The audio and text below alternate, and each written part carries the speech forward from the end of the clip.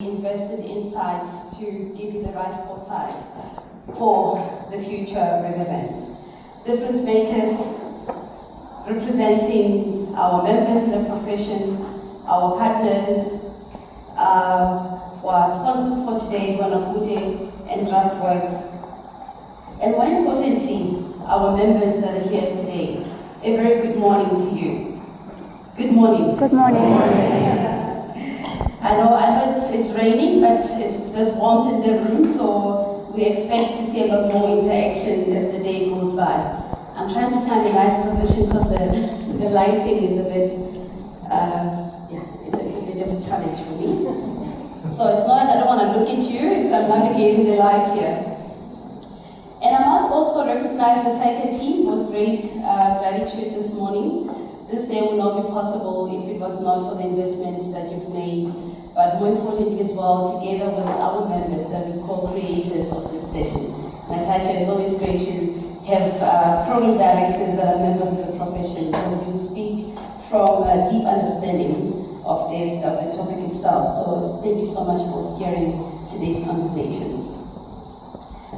A very warm welcome to today's Assurance Day, the inaugural Assurance Day, because assurance is part of our DNA as a profession, not only because of being an auditor, it's your area of domain expertise, it's because of we provide combined assurance in our various areas of influence. All of you in the room, I'm saying all because I believe that you understand the combined assurance principle, whether you're in the finance space, whether you're in audit, in the audit side of the business, whether you're providing advisory services, you are part of the ecosystem of providing assurance. I want to talk to you on some key topics that will also shape the conversation for today. I have about, let me double check myself, 7 topics, and I'm going to make sure that we do catch up with time as we started a little bit late. So the first aspect I want to touch on is the aspect of assurance as a market and social responsibility. Assurance is not only about delivering value-added professional services. It is fundamentally a public interest and societal responsibility. It is at the core of what we do. It's the assurance that actually protects institutional value, it preserves it, and it signals its erosion, as we have seen in terms of what we've seen in terms of some of the corporate failures as well. And it also strengthens accountability. Whether it's in business or in government, assurance plays a vital role in maintaining trust, transparency, and responsible stewardship across the society. The second element I want to touch on is the convergence of financial and non-financial information in assurance both in the public and private sector. We have seen that across both the public and private sector, the one principle that remains universal is that when we look at the institutional value, it's currently increasingly determined by a combination of financial and non-financial information. The public sector in South Africa, through the lead of the AGSA, has long been familiar with assuring both these elements, which is financial and non-financial information. Today we are witnessing a global shift, where non-financial, including sustainability-related information, is rapidly becoming central to the private sector, as well as, in particular, public interest entities. This is driven by fast-growing adoption of sustainability reporting frameworks across the world. And what we've seen is that, and as reported by the ISB, is that 60% of the world's GDP countries actually have adopted sustainability reporting standards, the ISB standards themselves. And IFAC has done a study, which they also found that 85% of those that have or were part of the research who are members of the G20, they've actually have undergone some form of assurance in relation to their non-financial reporting. And that they've also adopted the ISB sustainability reporting standards. So this convergence that we see of financial and non-financial information is expanding the boundaries of assurance and redefining what competency, relevance, and public interest responsibility look like for our profession. So with this said, obviously there is an increased focus on specific risks. So which is the third element I want to speak to in relation to greenwashing. So greenwashing, I would say that it is the case for sustainability assurance as a starting point, or probably a new inherent risk. Or one can also argue that it's probably a transversal risk that we should think about as auditors. Thank you so much. The lights were, yeah, thank you so much. So when the public expectation is to do well by doing good, one can also ask, the well or the good that has been reported, is it the good that is okay, or is it the good that's planned for, especially when we look at the forward-looking perspective. As organizations begin reporting on sustainability elements or ESG matrices, it is my view that the newer form of inherent risk has emerged, as I said, which is greenwashing. This risk often cuts across the entire organizations because many of organizations that we are providing assurance to, they are still in the process of maturing in terms of having the right capabilities to be able to report on sustainability-related information. And not just on the reporting, but ensuring that the information that's been reported on is reliable and that it can actually be assured. So the IFED research, as well, you can also find it on the IFED website. It shows that 73% of large companies from G20 countries, they also have disclosed the assurance that they received in 2023. So this actually creates a heightened need for a robust assurance and consistent standard that we can apply across. And I will argue that a consistent reporting framework is what we need.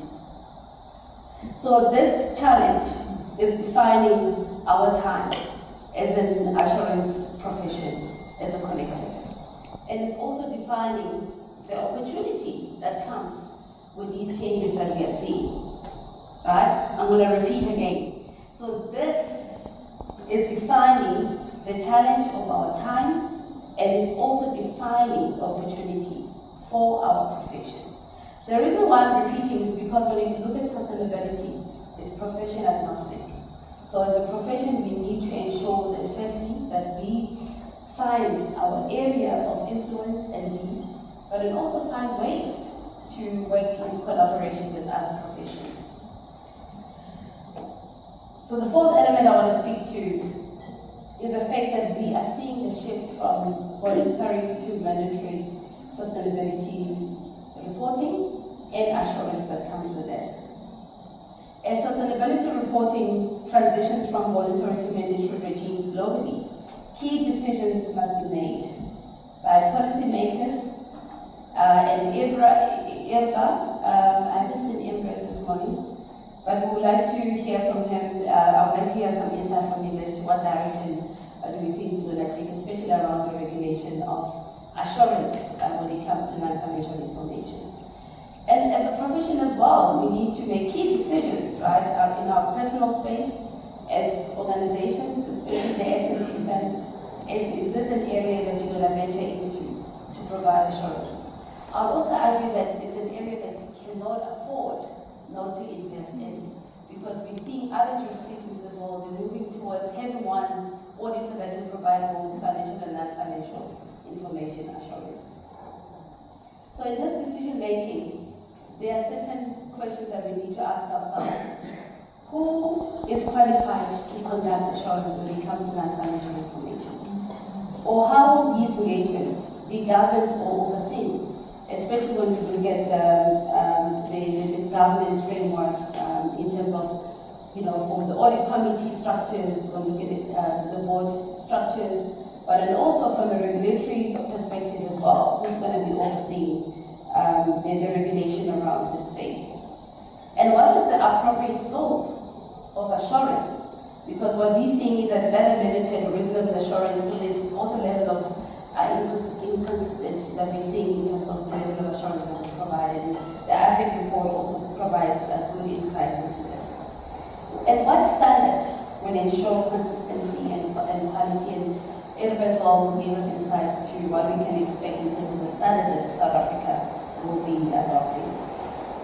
So these decisions that we need to make as a collective will influence trust in capital markets and institutions and in the wider economy. So with that said, the fifth element I want to speak to is the global standards that are now currently in place, especially when we look at the international standard setting perspective. We entered this new frontier with global and strong influence from a global perspective.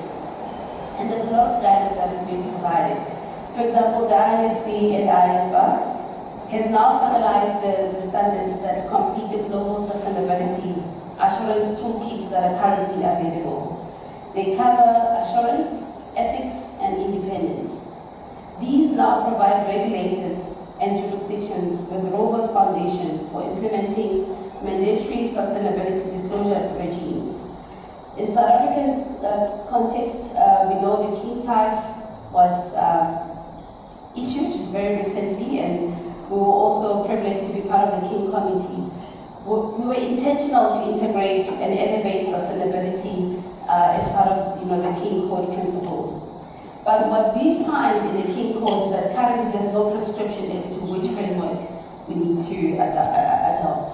So what the King Code, King 5, rather requires is that the governing bodies, which is mostly the boards, must determine which suites of reports should be published, which framework will be adopted. That then speaks to selecting the appropriate reporting framework, and such as, for example, the ISB standards. Other organizations, they still apply the GRI. And that they should also oversee quality, accuracy, and adequacy of sustainability disclosures. Yet, South Africa, we're still in a position where we haven't adopted any specific standards at this stage when it comes to reporting on sustainability information. This introduces a real challenge to us as South Africa. It introduces a challenge of comparability, of consistency, and ultimately credibility of the non-financial information that we report on. Not only in reporting, but also in the assurance of that information. Can you imagine now? You go to one entity, it's one framework, you move to another, it's one framework. So even from efficiency perspective or capital allocation and human capital allocation as well, it brings about its own kind of challenges. But also from a market perspective, so investors as well, if they want to compare one entity to another, the element of inconsistencies brings about those challenges. So as SAICA, I can also safely say that we strongly endorse the adoption of globally recognized sustainability baselines that organizations must report on. And at this stage, the globally recognized baseline is the ISB standards that we are endorsing. And it's a baseline, right? But baseline means you can actually identify which other standards you would like to, or principles that you would like to integrate as well. Because without the globally recognized baseline that enables consistency, we risk fragmentation at the time when the world is moving decisively towards globally comparable and decision-useful sustainability information. With this said, that's one element of the shifts that we're seeing that's shaping our profession in terms of areas of expertise that we need to invest in, that's sustainability. The fifth, or rather the sixth point I want to speak to is on digital transformation that also includes AI and the fact that as the audit profession, we need to be ready not only for the future, but actually currently, you should be having the right capabilities to either audit provide assurance or integrate or utilize the current tools that are available. So parallel to sustainability, as we've seen, it's a wave, right? It's a wave in sustainability, but another wave is the significant shift that we're seeing. This shift comes with the transformation of operating models through digital technology and AI integration. This requires the audit profession to invest in new tools and methodologies, and that's what we are seeing globally. We've got a privileged assignment to see what's happening across the world because of members that are in other jurisdictions. So other firms, they're already telling us, they say, look, we might actually require less talent pool in the future because of the integration of AI. But of course, with the hype, it's left to be seen into the future as to whether that will remain the case, especially when we see the focus on other areas, especially around advisory as well. So what we're seeing is that professions, audit professions in particular, are investing in the new tools, as I said, methodologies are changing, data analytics capabilities, and also AI-enabled assurance techniques. So the future auditor must be as fluent in digital intelligence as in financial reporting. Human at the center, because humans are our greatest equity. So amid all these changes, one constant remains. Human beings are our greatest equity. We talk about human capital, we talk about human in the loop, especially when we develop all these lovely tools that I spoke about, especially for firms that are also developing their own solutions, and human centricity to ensure that every decision considers the impact of human and how do you ensure that humans in your firm are not left behind. So no technology, no standard, no assurance model can succeed without people who are skilled, ethical, and inspired. So even the ethical use of AI or AI solutions that have got ethical principles embedded in it is informed by humans. Hence, the human in the loop is so important that we invest in it, especially in the assurance space. That we have to be intentional to be part of the development teams and so forth. So those of you who are tech savvy, who love AI, ensure that also you find yourself in that ecosystem as well. Yet we know that with all of these things that are said, the profession will still face the talent challenge, right? GPPC, which is an organization formed by audit firms, they actually did a research to actually understand what are the root causes that are contributing towards challenges in the activities in the profession. And what they found is that while the global demand for assurance professionals is increasing, which is encouraging, right? Because like I said, the other firms said we may not need more, but from a global holistic view, what they found is that there is an increase in demand. However, they found that the supply is shrinking when it comes to the supply in the audit profession. This is at the global level. Welcome, Imran. And with this study, they also unpacked some of the root causes to understand what are the root causes. And I'm going to just mention a few. They said it's outdated narrative about the profession, and I'm not surprised because we're very shy to tell our story, especially as an audit profession, right? Very conservative. Unclear qualification pathways, lack of visible role models, diversity and inclusion gaps, and the well-being concerns. And the last part, I'm sure we can all relate to. It still remains a major challenge in our profession. So to respond to these root causes, I think, supported by the global network, especially members of GPPC, they introduced the six opening doors principles, which as SADCO we also embrace, right? The first principle is that we should encourage diverse educational backgrounds, especially considering what I spoke about, the two topics, sustainability and AI. That's why even as SADCO we're so intentional that we're putting a lot more resources and capital towards investment in that space. And the diversification of educational backgrounds is not only at the access level, but even at CPD, that we should be intentional to allow our people to develop new skill sets. So our sustainability program, which we'll be launching soon, is also targeted or aimed at addressing this particular area. And the second piece is that we should recognize prior learning and work experience. And this obviously speaks to the qualification pathway part of it as well. In terms of to what extent do we recognize the prior learning RPL, and I believe the program to qualify as a registered auditor does have that consideration as well. And even TICA as well, to become a CA, we do have RPL. Some of you may not be familiar with that. So you may have very skilled and experienced individuals in your firm that may still be hustling to get to become TAs, but you actually are not aware of the RPL as a pathway. So please do consider that. And the third element is that we should remove the barrier to access. And that's why SACCO will continue to invest in this area, especially through Tutuka. Tutuka is aimed at addressing the issue around barrier to access. But as we do so, we're very mindful of the fact that access is not only in addressing the issues of diversity, equity, and inclusion, that it should be holistically inclusive. Hence, even when it comes to school initiatives, next year we'll be actually targeting a lot more schools, even the IEP schools, because I believe that even my son needs to know about the profession. And all of us in our different spaces, that we must play our part in ensuring that if you're a parent in school, do something. We're happy to partner with you so that we can spread the word and ensure that we can address the issue of attractiveness from the critical phase.